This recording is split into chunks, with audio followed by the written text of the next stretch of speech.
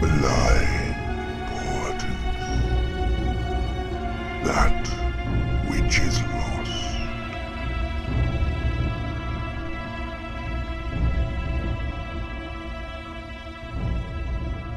Camastus Lightning Fist leveled his Boltstorm pistol and let fly.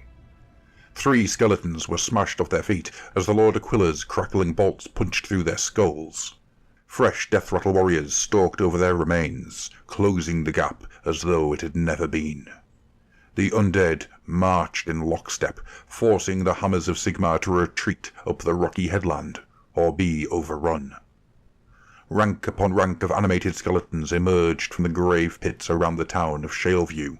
The Vanguard Chamber had been sent to put down a coven of necromancers who had claimed the settlement as their personal fiefdom. Instead, they found themselves facing the entire population of Shaleview, buried, then reanimated as a seemingly endless horde. "Sigmar's throne, there's thousands," said Camastus. An overwhelming number, agreed Elethria Stormlight, shooting her own hail of bolts. The Hunter Prime fought shoulder to shoulder with Camastus, while the last of her warriors poured fire into the enemy. Around them, the survivors of the Vanguard Chamber added their own bolts to the fusillade. Lightning flashed ferociously as Rangers and Raptors fired again and again, stepping back with steady deliberation, aim never wavering. Skeletons exploded into bone shrapnel or collapsed with skulls shattered and spines severed. "We can't kill enough," said Camastus, his voice crackling with tension. "Sigmar, forgive me." "What is there to forgive?" said Elethria, blasting the head off another skeleton. "None of us knew about the mass graves. The coven turned our own ambush against us." "I should have known," said Camastus. "Perhaps I did, and something inside me chose to strike regardless." He caught her gaze, then immediately wished he hadn't. The two had fought together over 100 battlefields, and Camastus had never seen such a look in her eye. They had heard the whispers, muttered rumours of reforged warriors coming back. Changed.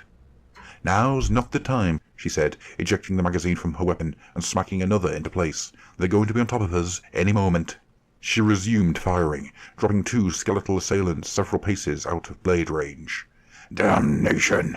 snarled Camastus, and thunder rumbled overhead. He glanced about for anything to give his forces an edge. There was nothing. Just 20 or so stormcasts backing up a rocky headland above churning slate-grey waves. The waters thrashed to white foam about the rocks below. The clouds boiled overhead, mirroring their fury. That was when he saw the mist, billowing up from the waters below. Camastus frowned as the death rattle advanced, slowed. The skeletons' movements became sluggish, their outlines wavering. They look like they're underwater," exclaimed Elethria. "What in Sigmar's name?" "Back!" barked Camastus, his voice the dry crack of summer lightning. "Back up the headland! Form a defensive line! Reload!" The vanguard responded with commendable speed, disengaging from their mysteriously impeded enemies. Yet even they couldn't restrain exclamations of surprise and confusion when ethereal shapes slithered around the skeletons, bursting from eye sockets and twining through rib cages. "Those are fish, or else my eyes deceive me," said Elethria. "I see them too," said Camastus, as they dashed back up the headland. Taking their places in battle line, both stormcasts watched what came next with increasing amazement. The mists thickened and closed in until the stormcast seemed to stand upon an island of stone. The muffled boom of the waves was joined by steady drumbeats, pounding as though they floated up from some Stygian depth beyond the touch of daylight or warmth. Fast as thought, elongated silhouettes shot up from the murk, and huge eel-like shapes scissored back and forth across the headland. Wherever the creatures struck, skeleton ranks exploded apart with spectacular violence. It took Camastus several moments to realize that humanoid figures crouched low over the backs of the fast-flowing creatures and lashed out at the Death Rattle warriors with every pass. Something huge and dark passed overhead, and Camastus looked up in time to see a leviathan of the deep swoop impossibly down upon etheric currents. Lithe figures rode the howdah upon the monster's back, and as they passed over the skeleton horde, they directed hissing hails of shots into the foe. "Warriors, running from the mists," cried a ranger. "Where in Azir are they coming from? There's no ground there, said another. Yet it was true. Pale-fleshed, clad in strange flowing armour, the figures dashed into battle and struck at the death-rattle throng with elongated blades and curved bows. Are they elves? Asked Elethria. Something akin, said Camastus. But where are their eyes? They need none, for they hunt by other senses. The voice carried from amidst the mists, which coiled aside to reveal a regal warrior sitting aside a bizarre aquatic beast. His steed towered over Camastus, the rider pointedly ignoring the bolt-storm arrows now aimed at him. In his wake walked another figure, robed in flowing greys and greens. Lord Aquila, Camastus, the tide's blessing upon you, the mounted elf lord said. You know me? Said Camastus. How? What spellcraft is this? How have you come to strike so suddenly from the ether?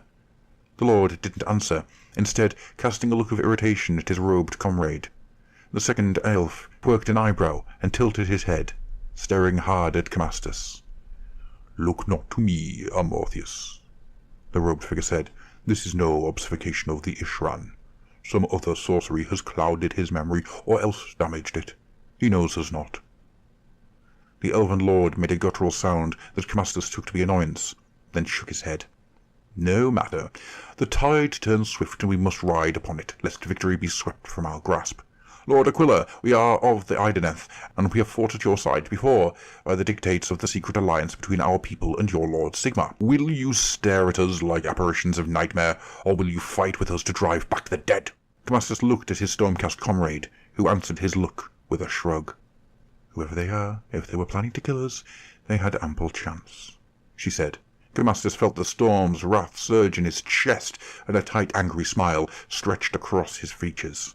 Even the knowledge that his memories had somehow been corrupted seemed suddenly unimportant, vanishing behind the gathering thunderheads of his warlust.